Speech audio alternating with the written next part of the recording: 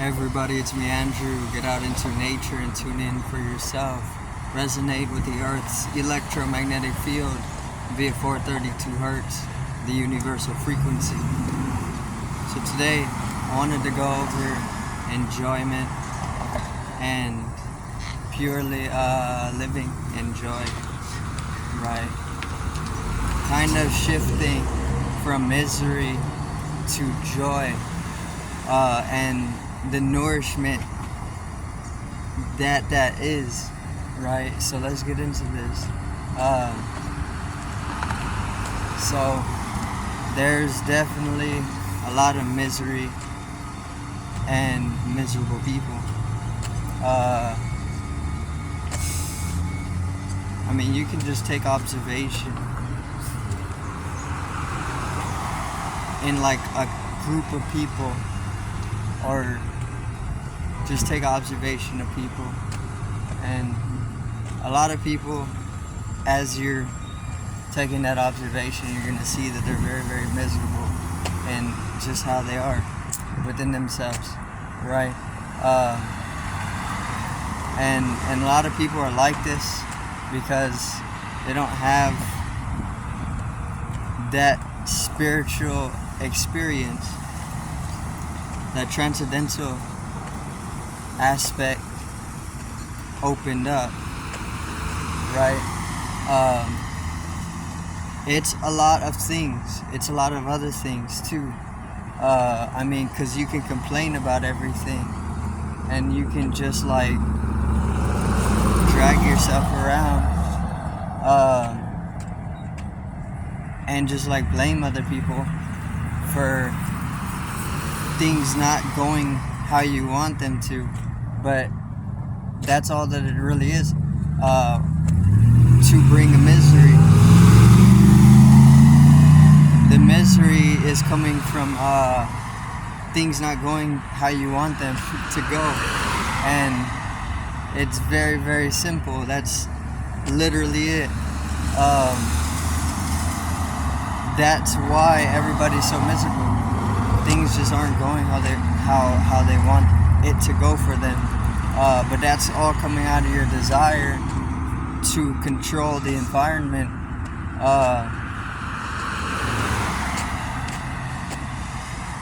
So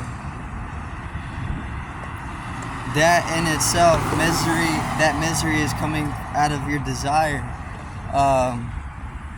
which is very, very simple. Once again, if you just take observation, you can easily see why people are miserable, especially once you work up a certain clarity within yourself. You can easily peer very keenly through people's intentions, right through their egoic shell, and you can pick apart throughout time and space, because that's exactly what it is, being able to peer through the figmentation of the bodily shell into the deeper dimensions of the mind. You can easily see that a lot of the misery as well is just a facade. These people aren't really miserable, and in order to come into that dimension of perception, to be able to see that people aren't actually miserable, you gotta first touch that centerfold of bliss, or that spring of bliss, that eternal spring of blissfulness within yourself, at the core of your being. Once you touch that at the core, the heart, the corazón, then a shift takes place, and then you can reflect out in that perception that everybody is in bliss, because it's the bliss body, Ananda. So once you are able to have that experience of that deep, deep bliss, that the whole organism is within, you easily start to see that everybody is in that bliss, right? And the misery is just a little facade of the persona. It's a little shadow, dimming the light like a cloud on the sun, right? So people are really just making an effort to carry on their misery within that blissfulness, right? It's like a little veil, like the bridesmaid puts on a little veil so you can't, it veils her face. That's exactly what the misery is. The misery doesn't actually exist because it's out of bliss that the misery is being acted. Very, very simple. And the mathematics are paradoxical to a sense. So that backs up that you can, that backs up the realm of the mathematics, that the calculation or of the observation that's taking place, the equation, relative to the bliss bodies and their form. So the misery, a lot of people are supporting the whole miserable persona, because a lot of people haven't actually touched upon that bliss body as an individuality, and they haven't dissolved into that bliss, which once again is looping back into what I started the video off with, talking about the transcendental aspect of life, or the spirituality of being. In the spirituality of being, or maybe the transcendental experience, because this is energy's, one of energy's favorites, which all is energy. This is what God is, or this is just the organism. The cosmic is energy, which is why it's bliss, because it's everything. There's no separation. But once again, the transcendental aspect, people aren't getting this. They're not nourished spiritually. They're not nourished energetically. They're not getting something out of the life in that dimension of their being, which is a spiritual dimension, a more energetical, metaphysical dimension. People are disconnected from that, so they're not getting that higher orgasm, if that's what you want to call it. And that can actually even lead to addiction, to having to come to orgasm, like sexually, right? I mean, you can always use this to entrance yourself transcendentally. So I'm not saying it's a bad thing, but it can easily become an imbalance in your system.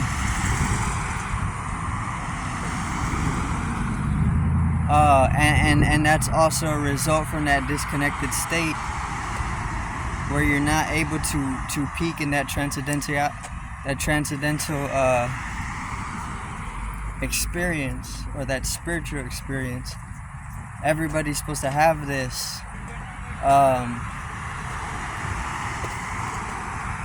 And we're not nourished on that level. We're not energetically or spiritually nourished, because there's multiple different systems which are investing, or let me put it this way, there's multiple different systems that are actually spreading a disease. That disease being the disconnection itself, the disconnection from source, or the disconnection from higher spiritual states of being. And that's the simplest way that I can put it. There's systems that are spreading that disease, and this is why people remain unnourished, And if they're unnourished spiritually or energetically, they're just unnourished. They start to come in a malnourished type of behavioral pattern, which is regularized as a normality in collective consciousness. What this means is that there's a regularity of malnourishment in the collective conscious, and this is why people are so miserable, and this is also that's also one of the reasons why the mass is so easily manipulated by people who are connected with sources of higher energy. Manipulation also doesn't have to be a bad thing. If you're labeling manipulation as a process or as an ability of the omniscient, you're in a misunderstanding. But it can definitely be used in this way, right? Because there is no good or bad, so you can't say anything is bad, and it's all of omniscience. But there is manipulation of mass body and domination. But this can all be used. This can all be used to develop as a mass into specific anatomical mutations which back up higher connections to more powerful sources of energy, right? So the let me see. Misery is a poverty. We've fallen into poverty as a species, because this is a mass thing. Most people are in that state of poverty. It has nothing to do with physical currency. Plenty of people are extremely wealthy with physical accumulants, but they're not nourished spiritually. And there's plenty of different people who are also on that, so it has nothing to do with physical currency.